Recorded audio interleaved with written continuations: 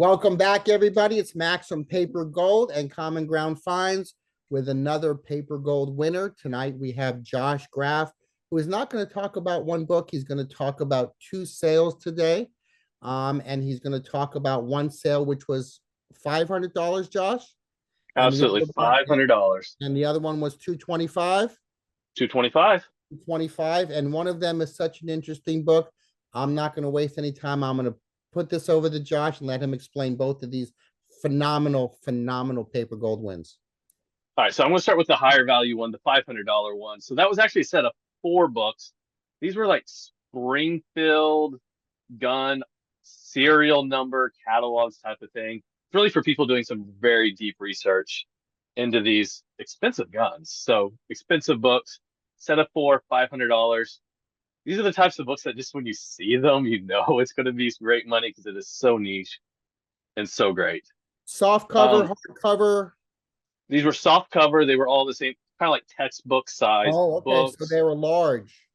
Yeah. They were Okay. big books, but they were still soft covers. Mhm. Absolutely great condition.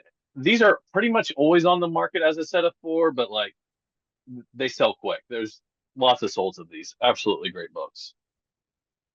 Did you know it when you saw them? You knew it.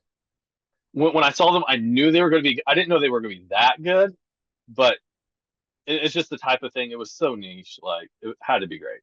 Okay, so I know that the second book also was found at the same place these books were. So talk about the second book, then let's combine the story of the source of where you found these, and then Mhm. we'll talk about a little bit of the history of it.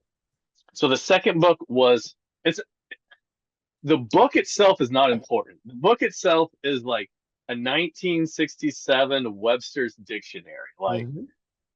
something that's maybe worth $10 at like the maximum. But this one had a built-in book stand where when you fold it out, you can set it down, and it's like it's setting on its own book stand. But the book stand is built into the book. Right. It's terrible for setting on a bookcase because like it's gonna be pushing out of the bookshelf with this triangle piece of it, and hopefully Max will have some pictures to put up Yeah, here of it. But we'll have some pictures. I guess the best way to describe it is the book comes with its own built-in book stand, and because yes, it's a dictionary, when it folds out, the stand comes out of the book, right, and so absolutely, it's ergonomically designed. So it's an amazing mid-century modern artifact, is what I would call it. absolutely. And When yeah, you unfold it, the book stand unfolds with it. yeah, amazing. And so you found this at the same place you found those firearm books. You don't have to say the name of the place Hmm. unless you want to, but divulge that story. Yeah. So I'll say the place because like I love walking into this thrift store. I walk into this thrift store, everyone's like, Josh! It's so great. Like I love walking in there. It's the local Habitat for Humanity. I work with them. I take all of their they sell books, but they get more books than they can Sure. possibly process. Mhm. So they keep them in the back for me, and then I come in once every probably 3 weeks to a month and just fill up my trailer. I spend $200 for a full trailer load of books and find things like this that both of these paid for the entire trailer each time, which has been absolutely great. And not every time do I find a book that will pay for the Right. entire trailer, but usually like within 2 or 3 books, I have that trailer load paid for and everything else is profit. Right. So you spend 200 and these two books to combine is $725. And of course you made more money than that on everything you put into the trailer. But Absolutely. I'm sure they're more than happy to take $200 and not have to worry about the manpower it takes to shelve these books or keep them in the back room. Hmm. They like to just get rid of them. Right. See, and Right. they take donations of everything. So they want to be open to receiving Mhm. donations. And so if I'm not there taking their books, they have to turn down people for books. And they don't want to be turning down people. Right. So there are people out there who are going to watch this. They may Hmm. be new to what you and I do. Um, they may have been doing it for a while and maybe they just need a little inspiration. What advice do you have? Because you know how positive I am about Hmm. selling used books, but what advice do you have to people out there who are thinking about selling books? Maybe they've been collecting books, they're on their shelf, they haven't sold yet. What advice do you have for people to get into the book selling market? Well, the biggest thing is just connect with people. Like there's books everywhere. If you are just connecting with people, you're going to be finding those books and learning more about how to sell those books. I was working on a connection today with a used bookstore in the next town over, sold them a bunch of books, bought a bunch of their books, build connections with people, build relationships. That's really where you're going to make the most money in this business is by building those relationships. And I think you'll agree with me because I say this all the time. The books are everywhere. Hmm.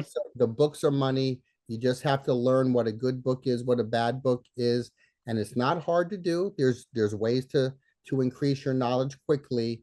Um, but is there anything that you would say to stay away from in people? Maybe they have a misconception about books because you and I both know not every old book from the 1800s is worth money. So is Yeah. there anything that is maybe a misconception you want to help people with so they don't have to learn that mistake? Yeah. So there's a lot of people that really have this idea when they see a book from the 1920s. Mm-hmm. That's really kind of the time period I think of the most, that it's going to be worth something. And Right. typically books from the 20s, by that point, they were starting to really be mass produced a lot, Mm-hmm. and they're just not worth things. And so you got to be really careful with people that aren't used to buying and selling a large volume of things, get really kind of caught up on just a few items. Right. That's So that's yeah, that's so hard to deal with. yeah, yeah. So just don't think because it's old that it's Hmm. valuable. Old Absolutely. 1920s is definitely not old for a book. No. 1600s, 1700s would be old for a book. I think that's a good thing to say. So I thank you for sharing this story about these two books. You know how fascinated I am with that dictionary. We will have Hmm. pictures of it for everybody to see. I'm sure you're going to get some questions on it, so be prepared to answer. And as always, thank you for your time and your opportunity to talk to you. And for everybody out there, Josh does have a YouTube page. Josh, you Hmm. want to share that YouTube page with everybody?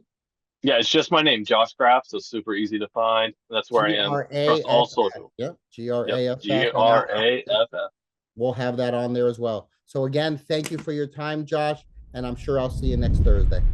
Thank you, Max. See you later.